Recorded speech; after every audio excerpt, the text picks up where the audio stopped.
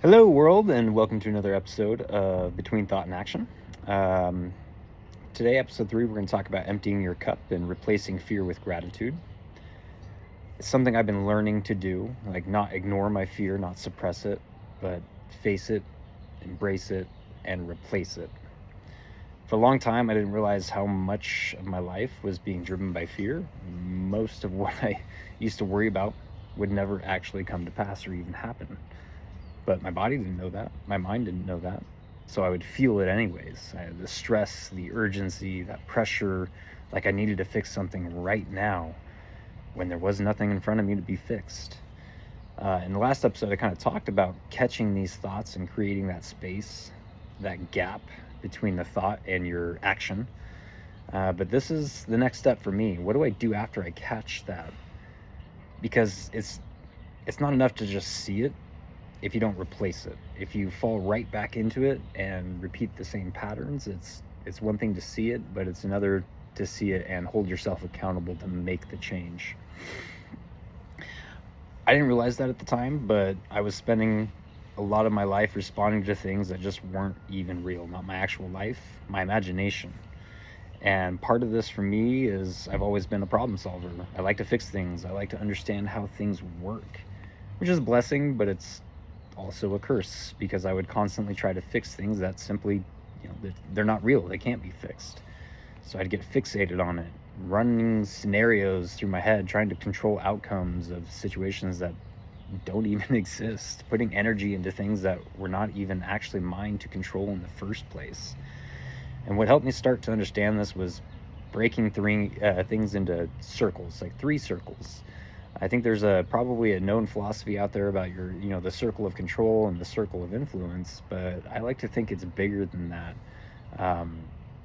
What I call the circle of chaos, the external pressures, the unknowns, the things that push back no matter what you do. And I realized a lot of my stress was coming from spending time in that outer circle, trying to solve the chaos, like a problem I couldn't fix. And I've seen this show up a lot in areas for me. Yeah, even going back to when I was younger, playing sports, skateboarding especially stands out for me. I think I had real potential to be pretty freaking good, but I always operated with a little fear in my heart when I was doing it. Which is understandable. The fear of getting hurt, injury, that's a real fear. But the anticipation of it, the hesitation it creates, that's what actually holds you back.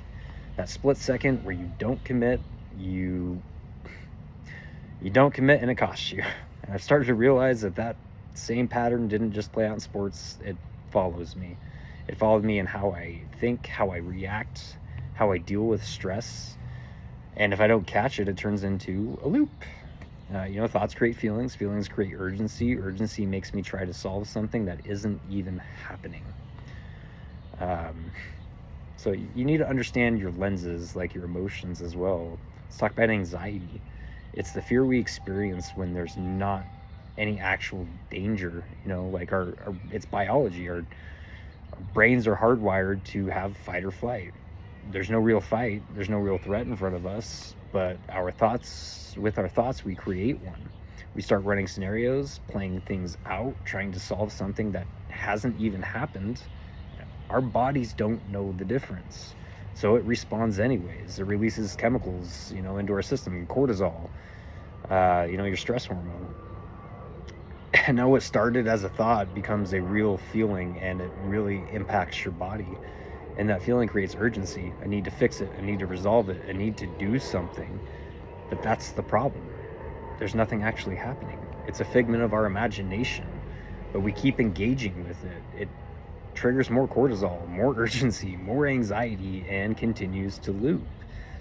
I've lived with this. I'd like to think I'm not the only one who's kind of lived with this. Like I said earlier, even in sports, fear of injury, again, which is very real. But the fear before anything happens, the fear before you go try to 3-flip off a 5-stair drop, that causes doubt. And that doubt leads to hesitation.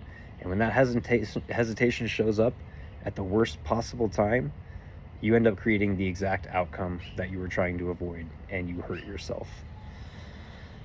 So now, when I feel that urgency start to build, I try to pause. And I say try intentionally. I know you could say, oh, Yoda, you either do or you do not. There is no try. But this isn't about perfection. This is about progress. Like, start getting aware and catching it. And the more you do it, the more you progress, Progress is a process. It doesn't happen overnight. I could give you a million analogies. Rome wasn't built in a day. The pyramids weren't built overnight, so on and so forth. But the reality is either you catch the thought or you don't. Sometimes you miss it the first time. The real question is, can you catch it after it starts? Can you stop the spiral after it's already moving? When I do catch it, I ask myself something simple. Why? Why is this happening? What is actually happening? Because most of the time we don't ask that. We're on autopilot. We just feel it and we react without ever questioning. So I stop and ask, why do I feel this way when nothing is actually happening? And usually it leads back to some kind of fear. Not just fear in general, but something specific. Fear of injury, fear of rejection, fear of disappointing someone I care about, a loved one. And this is where things started to change for me. Instead of trying to fight that fear or solve something that doesn't exist, I take that step back and I replace it with gratitude. I choose gratitude, not as a concept, but as a replacement. I remind myself the fact that I even get to be here, to experience this moment. Every breath I take isn't something that I earned. It was a gift. Feel that gratitude. And when you really sit with that, fear loses its grip, because you can't fully hold both fear and gratitude in your heart at the same time. So instead of feeding the fear, I replace it with gratitude, with the appreciation that I get to experience this in the first place. I was talking about this concept with one of my employees recently about fear and the whole Will Smith thing, where like, hey, the best things in your life lie on the other side of fear. If you haven't seen that video, once again, just Google Will Smith skydiving story time. It's like 3 minutes long, and it really talks about this exact concept where we build this fear and this anxiety up in our head, and as that plane starts to rise, so does our anxiety, and then the door opens and you're like, holy shit, I've never been in a plane with the door open and I'm about to jump out this thing, right? They count down, but I'm the one pulling that guy out of the plane at that point. I was excited. I was like, he's like, you ready? I'm like, let's go, jump, But my employee gave me an acronym for fear I can't get it out of my head. It sticks with me every single day now. F, face. E, everything. A, and R, rise. Face everything and rise. Not avoid it, not run from it. Face it without letting it control you. I keep coming back to Maynard and Tool and Alex Gray, but it reminded me of, once again, the song Lateralis. He speaks about reaching out to embrace the random, reaching out to embrace whatever may come.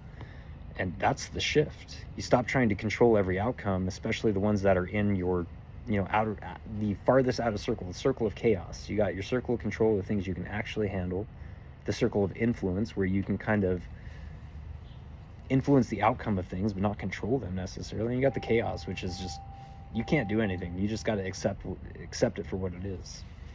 Once you start focusing on what's actually in front of you, you get real change in your life. So next time you feel urgency or anxiety, that pressure to solve something right now, just pause for a moment and ask yourself, what is actually happening? Not what could happen, not if and or what maybe, but just stop. What is actually happening? And if the answer is nothing, then you have a choice. You can keep feeding it. You can keep running that spiral and that loop downwards instead of upwards. You can keep trying to solve something that isn't there, or you can just let it go. Replace it with something real. Gratitude. Not forced, not fake, just something simple. A breath, a moment. The fact that you're even here at all, living this wonderful, beautiful life we all get to experience.